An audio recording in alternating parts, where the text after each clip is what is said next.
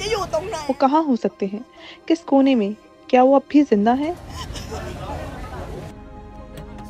Myanmar में आने वाला जल्जला इतना शदीद था कि उसके असरात पड़ोसी मुल्क थाईलैंड तक महसूस किए गए। तबाह होने वाली इमारतों के मलबे से इमदादी कारकुन अब भी लोगों को जिंदा निकालने की कोशिश कर रहे हैं ताकि जल्जले के बाद लापता लोगों को उनके प्यारों से मिलाया जा सके। मैं दुआ कर रही हूँ कि मेरी बेटी महफूज हो, वो जिंदा हो और अस्पताल में हो। ये इमारत मुकम्मल तौर पर तबाह हो चुकी है और मैं सदमे में हूँ। मैं दुआ कर रही हूँ कि मेरे शौहर यहाँ पर काम पर ना हो। वो आमतौर पर 2 जगहों पर काम करते हैं। मैंने बच्चों को ये बताया है कि मैं यहाँ इसलिए आई हूँ ताकि मैं अपने शौहर को घर वापस ले जा सकूँ। म्यांमार के फौजी रहनुमाओं का कहना है कि अब तक जल्जले में 1000 से जायद अफराद हलाक हो चुके हैं। हुकाम के मुताबिक 2000 से जायद अफराद जख्मी हैं। याद रहे, मंडले म्यांमार का दूसरा सबसे बड़ा शहर है और जल्जले से खास तौर पर मुतासर हुआ है।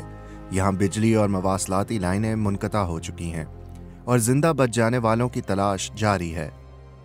थाईलैंड और म्यांमार दोनों मुल्कों में जल्जले के बाद इमदादी कार्रवाइयाँ जारी हैं।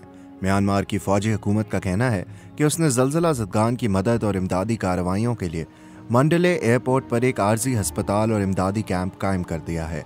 म्यांमार के पड़ोसी ममालिक चीन और इंडिया इमदाद भेजने वाले पहले ममालिक में शामिल हैं।